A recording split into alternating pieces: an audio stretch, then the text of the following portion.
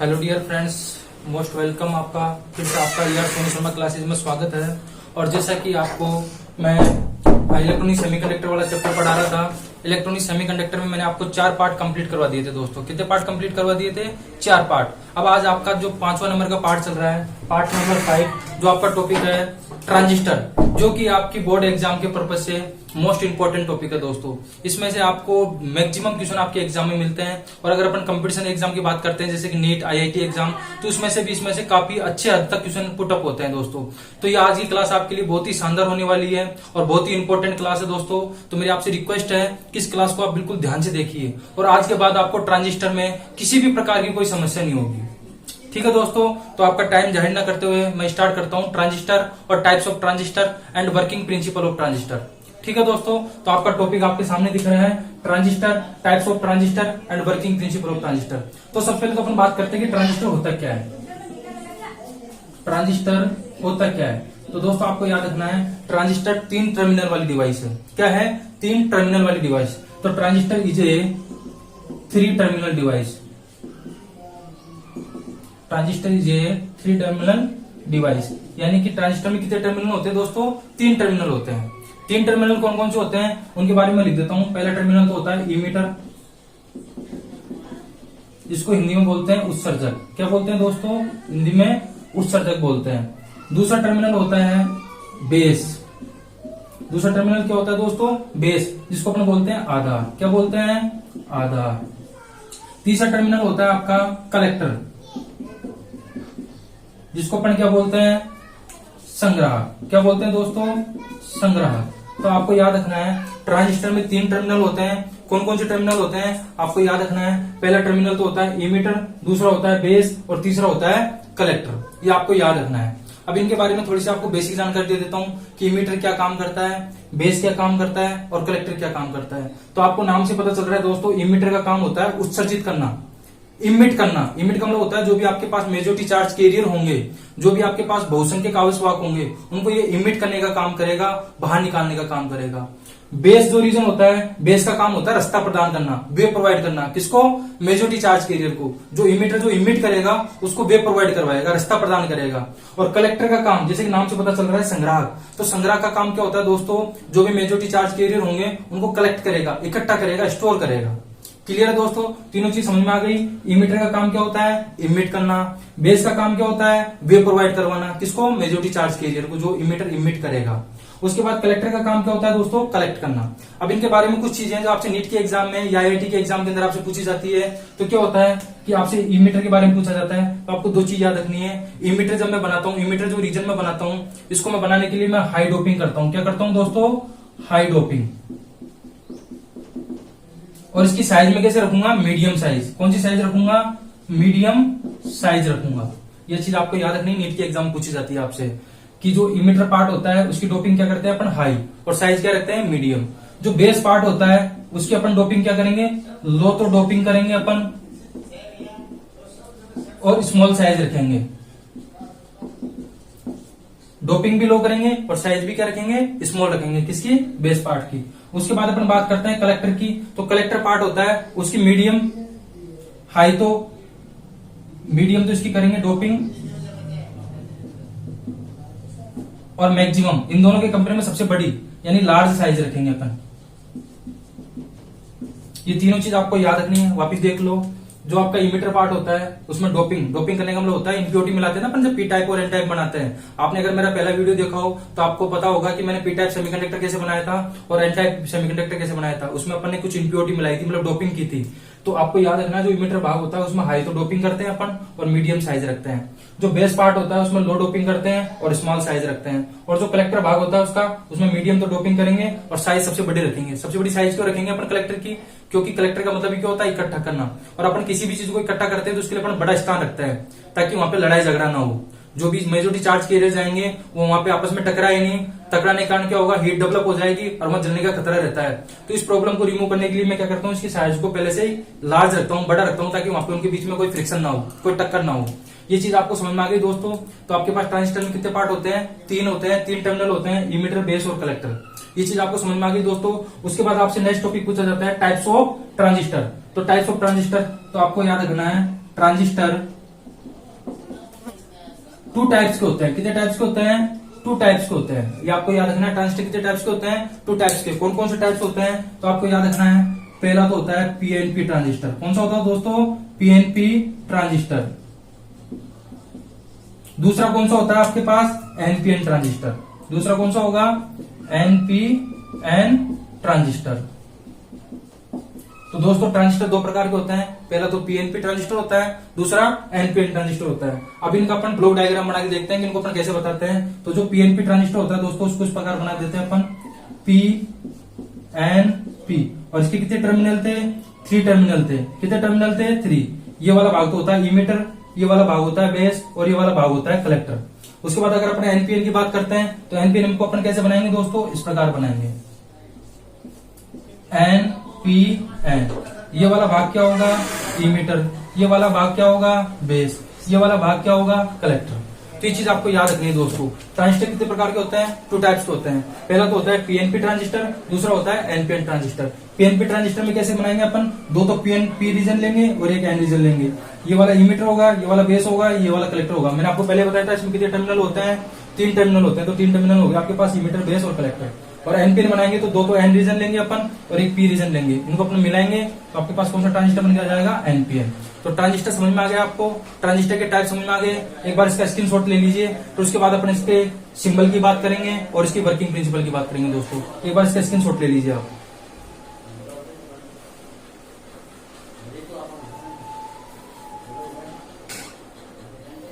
ठीक है दोस्तों, आई होप आपने इसका स्क्रीनशॉट ले लिया होगा और यहाँ तक आपको समझ में आ गया होगा। अब मैं इसको इरेज कर रहा हूं और आगे की चीज चलते हैं अपन।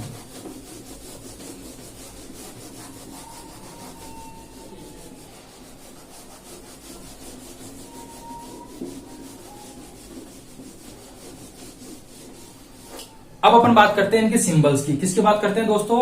इनके सिंबल्स की। तो ट्रांजिस्टर के सिंबल आपने पढ़ा था, पहला तो पीएनपी और दूसरा पढ़ा था आपने एनपीएन। तो आपसे एग्जाम में इनके सिंबल पूछे जाते हैं। क्या पूछे जाते हैं? सिंबल, प्रतीक चिन्ह। क्या पूछे जाते हैं आपसे? इसके प्रतीक चिन्ह पूछे जाते हैं। तो पीएनपी का सिंबल कैसे बनाओगे दोस्तों? इस प्रकार गोला बनाना, बन गया गोला। यहाँ पे एक लाइन डालना, इसको इस प्रकार मिला देना, इसको इस प्रकार मिला देना और इस प्रकार खींच देना।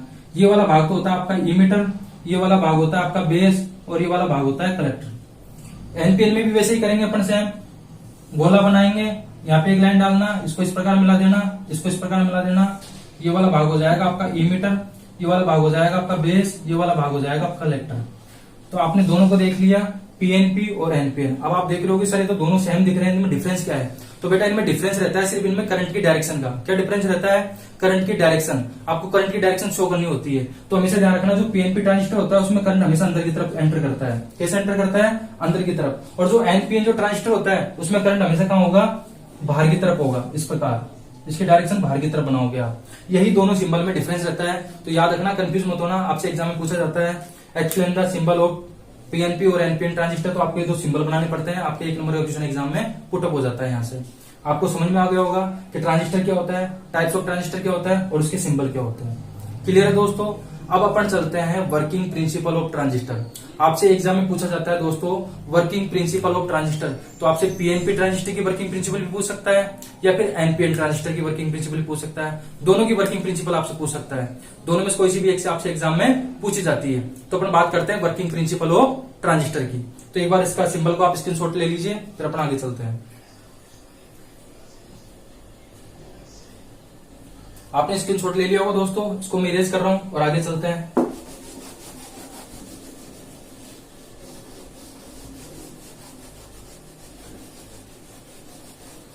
अब दोस्तों अपन बात करते हैं वर्किंग प्रिंसिपल ऑफ ट्रांजिस्टर की। किसकी बात करते हैं? Working principle of transistor. अब दोस्तों यहाँ पे आपको पीएनपी की वर्किंग प्रिंसिपल भी पूछ सकता है या फिर एनपीएन की भी पूछ सकता है। दोनों में से कोई सी भी आपसे एग्जाम में पूछी जाएगी, कोई सी भी एक पूछी जाएगी आपसे एग्जाम में। तो अपन एक एक करके दोनों को समझते हैं। तो सबसे पहले तो अपन बात करते हैं वर्किंग प्रिंसिपल ऑफ, फर्स्ट लेते हैं पीएनपी ट्रांजिस्टर। कौन सा लेते हैं? PNP transistor. इसकी वर्किंग प्रिंसिपल को अपन समझते हैं। क्लियर है दोस्तों? तो सबसे पहले अपन इसका क्या बनाएंगे? डायग्राम बनाएंगे। तो डायग्राम बनाओ। सबसे पहले आपको क्या करना है? देखो डायग्राम कैसे बनाओगे। सबसे पहले तो आपने सिंबल बनाया पीएनपी का। क्या बनाया? पीएनपी का सिंबल बनाया। ये तो था आपके पास इमीटर, ये था आपके पास कलेक्टर, और ये वाला भाग था आपका बेस। ठीक है दोस्तों, इस लाइन को थोड़ा आगे बढ़ा दो इस प्रकार, इस लाइन को भी थोड़ा आगे बढ़ा दो इस प्रकार। ठीक है यहां तक। अब दोस्तों आपको एक चीज याद रखनी है, जब भी ट्रांजिस्टर को अपन सर्किट में यूज करते हैं दोस्तों, तो मोस्ट इंपोर्टेंट लाइन है, आपको हमेशा दिमाग में रखनी है। जब भी ट्रांजिस्टर को अपन सर्किट में यूज करते हैं तो हमेशा ध्यान रखना, जो ई और बी भाग होता है, जो ई और बी भाग होता है उसको अपन हमेशा फॉरवर्ड बायस में जोड़ते हैं दोस्तों। किस में जोड़ते हैं? Forward bias. अब मैंने आपको पहले वाले वीडियो में बता रखा है कि फॉरवर्ड बायस क्या होता है, रिवर्स बायस क्या होता है। फॉरवर्ड बायस का मतलब होता है अग्र अभिनीति, अग्र अभिनीति। तो इस चीज को आप ध्यान रखना हमेशा। इमीटर बेस मैंने शॉर्ट में लिखा दोस्तों, ई का मतलब होता है इमीटर, बी का मतलब होता है बेस। तो इमीटर और बेस रीजन को हमेशा अपन किस में जोड़ेंगे दोस्तों? फॉरवर्ड बायस में जोड़ेंगे। किस में जोड़ेंगे? फॉरवर्ड बायस में, यानी कि अग्र अभिनीति में। अब मैंने आपको बता रखा है फॉरवर्ड बायस का मतलब क्या होता है, पी को तो प्लस से और एन को माइनस से, उसको बोलते हैं फॉरवर्ड बायस। तो ई बी भाग को तो अपन हमेशा फॉरवर्ड बायस में जोड़ेंगे, और जो बीसी भाग होगा उसको अपन हमेशा किस में जोड़ेंगे? रिवर्स बायस में। रिवर्स बायस का मतलब होता है पश्च अभिनीति। क्या होता है दोस्तों? पश्च अभिनीति। तो ये चीज आपको याद रखनी है। अगर अपन को ट्रांजिस्टर को सर्किट में यूज करना है तो आपको इन दो चीजों का ध्यान रखना पड़ेगा, नहीं तो आपका आंसर गलत हो जाएगा, आपका सर्किट ट्रांजिस्टर की तरह वर्क ही नहीं करेगा। तो आपको हमेशा ध्यान रखना है, जब भी ट्रांजिस्टर में सर्किट में ट्रांजिस्टर को यूज करता हूं तो इमीटर बेस भाग को हमेशा फॉरवर्ड बायस में जोड़ते हैं, बेस कलेक्टर पार्ट को हमेशा रिवर्स बायस में जोड़ते हैं। तो इस काम को करें अपन, तो देखो डायग्राम में देखो इमीटर और बेस भाग आपको दिख रहा है, इमीटर और बेस भाग, इसको किसमें जोड़ना है? फॉरवर्ड बायस में। तो फॉरवर्ड का मतलब क्या होता है? देखो बेटा ये पीएनपी बनाया था अपने, पी एन पी। करंट की डायरेक्शन क्या होती है? अंदर की तरफ होती है पीएनपी में। तो देखो अब ई बी भाग को अपन को किसमें जोड़ना है? फॉरवर्ड बायस में। तो फॉरवर्ड बायस का मतलब क्या होता है बेटा? पी को तो प्लस में जोड़ते हैं, तो पी को तो प्लस में जोड़ दिया, और एन को किसमें जोड़ते हैं? माइनस में, तो एन को माइनस में जोड़ दिया। तो प्लस माइनस, तो पी रीजन को प्लस से जोड़ा और एन रीजन को माइनस से जोड़ा, तो ये हो गया आपका फॉरवर्ड बायस। बैटरी कौन सी लगेगी यहाँ पे? बैटरी ई बी बैटरी लग जाएगी, तो बी ई बी बैटरी लग गई आपके पास। क्लियर है? अभी इधर आ जाओ। बीसी पार्ट को अपन हमेशा किस में जोड़ते हैं? बीसी पार्ट को अपन हमेशा जोड़ते हैं रिवर्स बायस में। किस में जोड़ते हैं? रिवर्स बायस में। तो देखो बी भागे रहा और सी भागे रहा, तो इसको किस में जोड़ेंगे? रिवर्स। तो रिवर्स का मतलब क्या होता है? पी को तो माइनस से जोड़ू और एन को प्लस से जोड़ू, ये लो, ये हो गया रिवर्स बायस। बैटरी कौन सी होगी? We BC battery. क्लियर है दोस्तों? ये अपना सर्किट कंप्लीट हो गया। वापस सुन लो, हमेशा इमीटर और बेस भाग को अपन जोड़ते हैं फॉरवर्ड बायस में। तो फॉरवर्ड का मतलब होता है पी को तो प्लस से जोड़ू और एन को माइनस से जोड़ू। समझ में आ गया?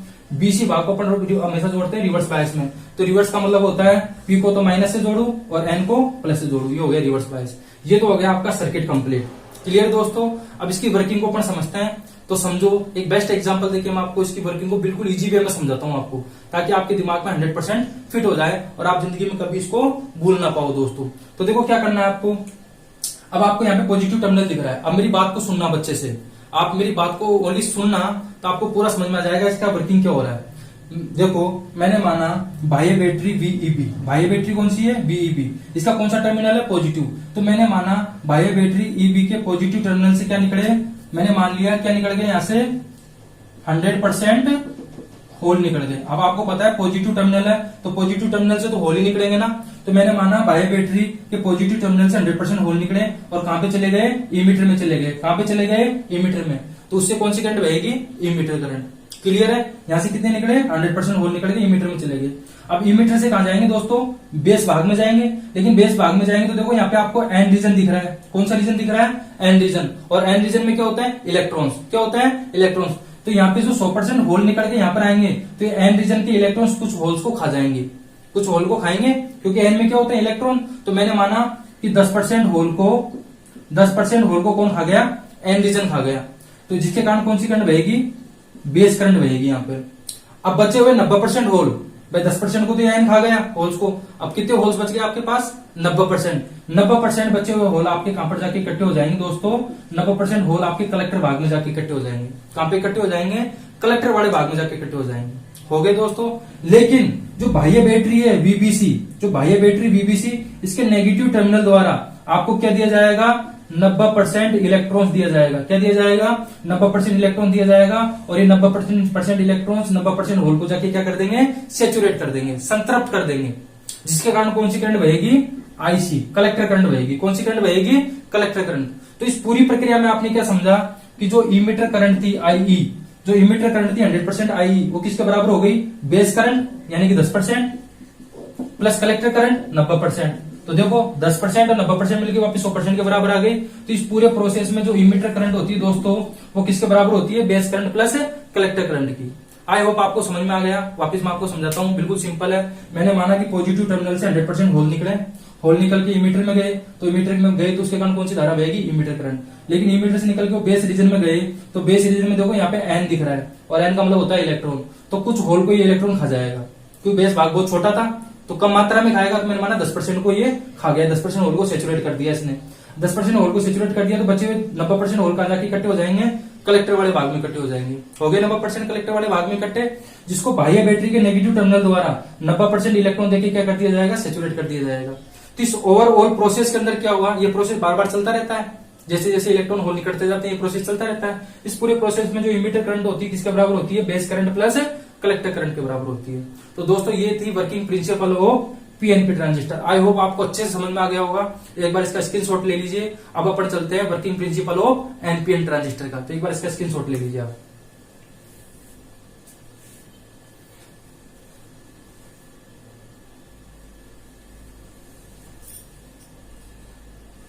ठीक है दोस्तों, चलिए आगे। अब अपन बात करते हैं working principle of NPN transistor.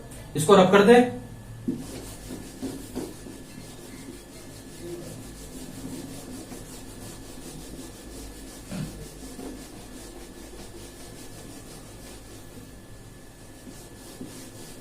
अब अपन लेते हैं दोस्तों वर्किंग प्रिंसिपल ऑफ पीएनपी, तो अपन ने समझ ली। अब एनपीएन की अपन समझते हैं। तो सेकंड टॉपिक है working principle of NPN transistor. तो पहले आपको सर्किट बनाना पड़ेगा एनपीएन ट्रांजिस्टर का। तो सर्किट कैसे बनाते हैं, वापस वही सिंबल बनाओ। ये इमीटर है, ये वाला बेस है, ये वाला आपका कलेक्टर है। अब एनपीएन में करंट की डायरेक्शन क्या होती है, बाहर की तरफ। तो यहाँ पे करंट की डायरेक्शन क्या कर दोगे आप, बाहर की तरफ कर दी। करंट की डायरेक्शन बाहर की तरफ, कोई दिक्कत नहीं है। अब अपन को वापस क्या करना है, इस लाइन को आगे बढ़ा दो, इस लाइन को आगे बढ़ा दो, इस वाली लाइन को आगे बढ़ा दो, और इस वाली लाइन को आगे बढ़ा दो। अब मैंने आपको क्या बताया था अभी कि ईबी भाग को तो किस में जोड़ना है, हमेशा फॉरवर्ड बायस में। बीसी पार्ट को हमेशा किस में जोड़ना है, रिवर्स बायस में। इसी तो आपको ध्यान रखनी, फर्स्ट स्टेप आपको ये करनी है, क्योंकि अगर ऐसा नहीं करेंगे तो ट्रांजिस्टर वर्क नहीं करेगा। तो करो दोस्तों, इमीटर बेस भाग को मैं किस में जोड़ूंगा, फॉरवर्ड बायस में। अभी ये कौन सा ट्रांजिस्टर बनाया था अपन ने, एनपीएन। तो एनपीएन नाम भी लिख दिया इसका। अब ईबी को किस में जोड़ेंगे, फॉरवर्ड बायस में। तो ईबी दिख रहा है आपको, ईबी दिख रहा है आपको, इसको किस में जोड़ेंगे अपन, फॉरवर्ड बायस में। तो फॉरवर्ड का मतलब क्या होता है बेटा, पी को तो प्लस से और एन को माइनस से। तो पी को तो प्लस से और एन को माइनस से। तो देखो पी को प्लस से जोड़ दिया और एन को माइनस से जोड़ दिया, होगा फॉरवर्ड बायसिंग। ये लिख दिया आपने फॉरवर्ड बायसिंग। अब बीसी भाग को अपन हमेशा किस में जोड़ते हैं, रिवर्स बायसिंग में। बीसी भाग को हमेशा किस में जोड़ते हैं अपन, रिवर्स बायसिंग में। तो रिवर्स का मतलब क्या होता है, पी को तो माइनस से, तो इस पी वाले को तो माइनस से और एन को प्लस से। हो गया रिवर्स बायसिंग। पी को माइनस से, एन को प्लस से, हो गया रिवर्स बायसिंग। सेम पहले की तरह वर्क किया अपन ने, कुछ भी नहीं किया, बिल्कुल सिंपल तरीके से आपको बताया है। यहाँ पे जो वोल्टेज होगी कौन सी होगी, वी ईबी वोल्टेज। यहाँ पे जो वोल्टेज होगी वो कौन सी होगी, वी सीबी वोल्टेज। यहाँ तक क्लियर दोस्तों। अब इसकी वर्किंग प्रिंसिपल अपन देखते हैं। तो देखो वही सेम चीज होगा, क्या होगा। अब यहाँ पे देखो इसकी वर्किंग में अपन क्या लिखेंगे, जब मैं ईबी भाग को फॉरवर्ड बायस में जोड़ता हूँ और बीसी भाग को रिवर्स बायस में जोड़ता हूँ, तो मैं देखता हूँ कि बाह्य बैटरी, जो बाह्य बैटरी वी ईबी है, इसके नेगेटिव टर्मिनल से, पहले वहां पे पॉजिटिव टर्मिनल था, अब कौन सा टर्मिनल आ गया दोस्तों, नेगेटिव टर्मिनल। तो बाह्य बैटरी के नेगेटिव टर्मिनल से मैंने माना अब क्या निकलेंगे, नेगेटिव से क्या निकलेंगे, होल की जगह इलेक्ट्रॉन्स। तो मैंने माना यहाँ से क्या निकले, 100% इलेक्ट्रॉन्स निकले। इमीटर भाग से क्या निकले, 100% इलेक्ट्रॉन निकले, और 100% इलेक्ट्रॉन निकल के कहा जाएंगे, इमीटर भाग में जाएंगे, जिसके कारण कौन सी करंट बहेगी, इमीटर करंट बहेगी। कौन सी करंट बहेगी, इमीटर करंट बहेगी। अब करंट की डायरेक्शन ऐसे है तो करंट की डायरेक्शन उसके अकॉर्डिंग बना देना आप, ऐसे कैसे। तो इमीटर में 100% इलेक्ट्रॉन गए तो इमीटर करंट बहने लग गई। क्लियर है इतना। अब यहाँ से 100% इलेक्ट्रॉन कहाँ जाएंगे, बेस रीजन में जाएंगे। कहाँ जाएंगे, बेस रीजन में। लेकिन बेस रीजन में आपको कौन सा भाग दिख रहा है, पी। क्या दिख रहा है अब, पी। तो पी का मतलब क्या होता है, यहाँ पे होल होंगे। क्या होंगे, यहाँ पे होल होंगे। तो आपको पता है जब बेस रीजन में होल है और यहाँ से 100% इलेक्ट्रॉन जा रहे हैं तो कुछ इलेक्ट्रॉन को ये पी भाग खा जाएगा। तो वापस मैं मानूंगा पी भाग कितने इलेक्ट्रॉन को खा गया, मैंने माना कि 10% इलेक्ट्रॉन को ये वाला भाग खा गया पी भाग। बचे कितने इलेक्ट्रॉन, 90% इलेक्ट्रॉन बचे, तो 90% इलेक्ट्रॉन कहां पे जाके इकट्ठे हो जाएंगे, 90% इलेक्ट्रॉन कलेक्टर वाले भाग में जाके इकट्ठे हो जाएंगे। कहां पे इकट्ठे हो जाएंगे, कलेक्टर वाले भाग में जाके इकट्ठे हो जाएंगे, जिसको बाह्य बैटरी VCB के पॉजिटिव टर्मिनल द्वारा, बाह्य बैटरी VCB के पॉजिटिव टर्मिनल द्वारा क्या दिया जाएगा, 90% होल्स देके इनको क्या कर दिया जाएगा, सेचुरेट कर दिया जाएगा। यहाँ पे 90% इलेक्ट्रॉन है, तो यहाँ से क्या दूंगा मैं, 90% होल दूंगा, और इनको क्या कर दिया जाएगा, सेचुरेट। जिसके कारण कौन सी करंट बहेगी, कलेक्टर करंट बहेगी। कौन सी करंट बहेगी, कलेक्टर करंट IC बहेगी।